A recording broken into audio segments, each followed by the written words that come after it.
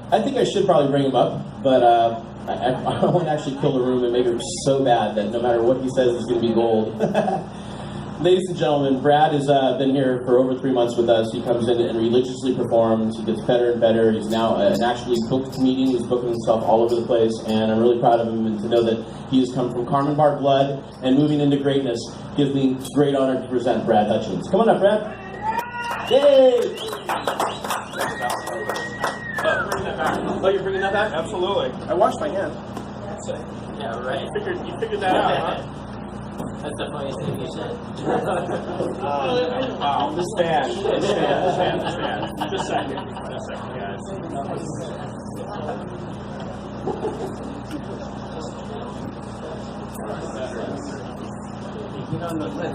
It's not going to take my note card away from me. No, I'm not signed up yet.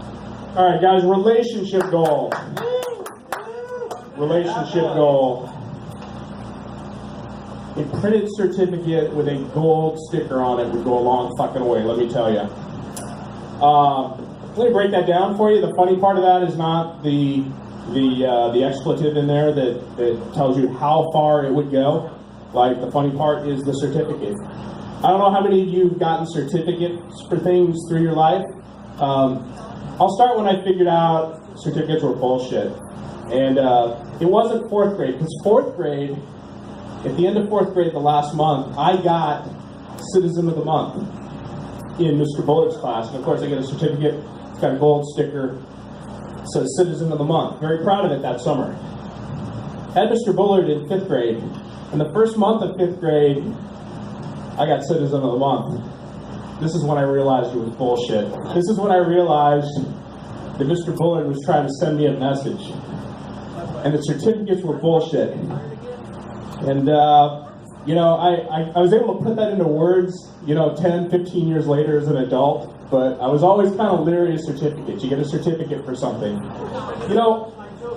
We can improve the certificate thing a lot, and if a certificate is not from some mysterious organization like your school, Greenbrook Elementary School, Mr. Bullard's class, signed on behalf of Greenbrook Elementary by Mr. Bullard. Bob Bullard was his name. Good teacher. He was just trying to send me a message, that's all. But you get certificates through your life. You get them for, maybe your work with animals or something. And, it's always signed by the Animal Rescue or, or the SPCA or whatever else, right? That's who the certificate's from. But, maybe if we went with certificates that were personal, like I talked about, with relationship goals, right? I mean, I want to tell you that you're special to me. So I'm going to make a certificate, and it's not going to be on behalf of, the Brad Hutchins estate or the Brad Hutchins charity or the Brad Hutchins, new car fund to buy a new car in the year 2035. It's going to be from Brad Hutchins. It's going to be to you from me. I think we need to make certificates personal. Now, I told you about this. I told you that certificates could mean a lot. How are we going to do this? Well, on Amazon you can buy blank certificates and gold stickers for less than $20. You can run these through your printer. You can up your certificate game. You can show people appreciation, personal appreciation, not appreciation on behalf of your family or your last name or whatever, but on behalf of you can achieve. So my hope is that you guys will order certificates and gold stickers from Amazon, and show someone that you love them. Show someone that you really love them, that it really means something to you. $20, guys. That's all you got to spend. We have any atheists in the house tonight? Atheists? Yeah, all right, atheists. You guys are the most annoying people in the fucking world. No, Christian. I used to be one of you. I did. At the time, I called myself a happy atheist, and then I realized there's no such thing as a happy atheist.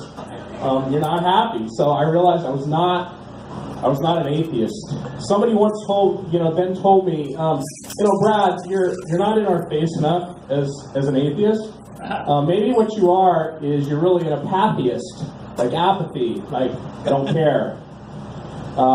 You look up Atheists. It's really interesting. You look it up in Wikipedia, and it literally says somebody who is adamant that you should not care, which is a freaking hilarious definition because, you know, like, you don't care, but you're adamant.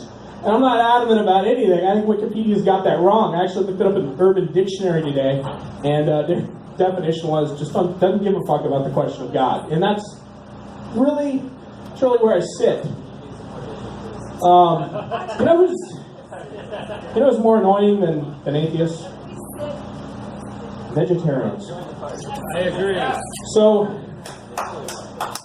I was at a party for a friend's dad last weekend, and it was a big surprise birthday party for his 75th birthday. And I got seated next to one of the old people, as one of their friends, and they asked me, "Hey, Brad, how do you know them?"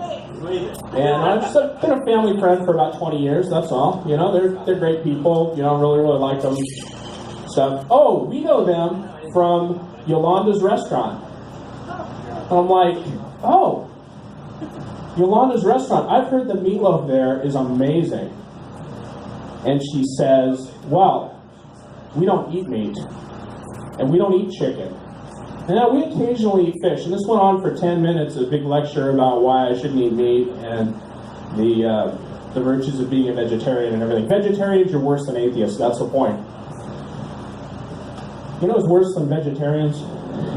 And I'll tell you this as a former one myself, Mac users. Mac users are worse than vegetarians. This doesn't look like a very nerdy crowd, so I'm just going to bury that. You guys... Do I have a Mac user? Mac users, former Mac users, no. You guys don't know what you're talking about. All right. Big Mac. Big Mac eaters, yeah. Fortunately, no Mac users. Yeah, so atheists, very annoying. Vegetarians, even more annoying. Mac users, you guys are the king of annoying. You guys, I've been reading some LA Comics Twitter feeds a lot lately, you know, trying to see what their game is, what they like to do, kind of their style of comedy.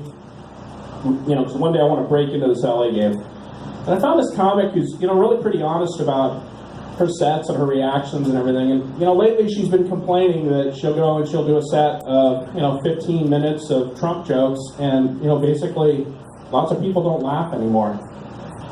And, in fact, it's not only that they don't laugh, they just don't react, and she couldn't figure it out. I'd like to help her out with it a little bit, which is, you know, there's a real easy way to identify a Trump supporter, or, you know, I think a lot more people are just non-combatants, really. They don't really have they don't have a dog in that fight, but, you know, they're getting a little, the drumbeat of you know, Trump's the worst guy in the world, whatever, is getting a little bit old. But here's how you can identify them, because they won't argue with you, right? They won't start arguing with you. What they'll do is they'll just be silent. They'll just look at you. And, you know, you're up here as a comic, you're doing your Trump jokes, and the audience is just kind of like, okay. That's pretty much what they do. Bathroom equipment. You know, I might come over to your house one day. You might invite me because, you know, you need a comic at your house. I'll probably use your bathroom. I'm going to be looking for some things, okay? Number one, I'm going to be looking for high-quality toilet paper. Do you have the Cottonelle, right? The Cottonelle, they actually advertise that this allows you, using the Cottonelle, because of like the ridges, it has like printed ridges in the toilet paper. I'm an expert on this. I've studied this very deeply. The printed ridges in the toilet paper clean you up enough that you can go commando. This is their promise. You can not wear any underwear. By the way, that is the Cottonelle. The other brand that's perfectly acceptable is Charmin. Charmin lately has been advertising that if you use their toilet paper, your underwear will remain clean. That's good too. Now I'm looking for some other things too. I'm looking for wet wipes. I want to know that, you know, between when you shower, you are serious about keeping your undercarriage clean. I want to know this. You know, this reflects upon you, and how you stock your bathroom reflects upon you. But further, I'm probably going to look in your shower, okay? And here's what I'm looking for in your shower. I'm looking for a wand, right? I'm looking for a wand that you can detach from the shower head. And, you know, as you bring this wand down, I'm looking for probably an 8-foot hose. And, you know, when you buy a shower wand at Lowe's, they typically come with a 4-foot hose. So you've got to do some extra effort. You've got to go on Amazon and order a replacement 8-foot hose for this wand so that you can get this wand, you know, right under you and take care of cleaning things up the right way. That's what I'm looking for.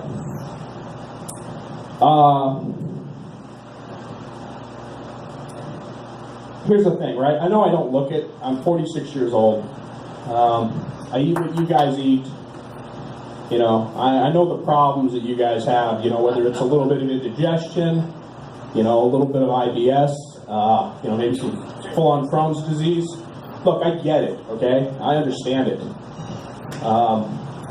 You know, that's why, you know, how you prepare to clean up and what you have on hand for cleaning up. I think that's why I noticed that. Here's another thing about being 46, right? Most any time I go out, I'm the driver. I'm the driver because I don't drink when I go out, and you know, people who ride along with me are free to drink, free to do whatever they want. But I'll drive and I'll take care of that stuff, and I usually end up driving.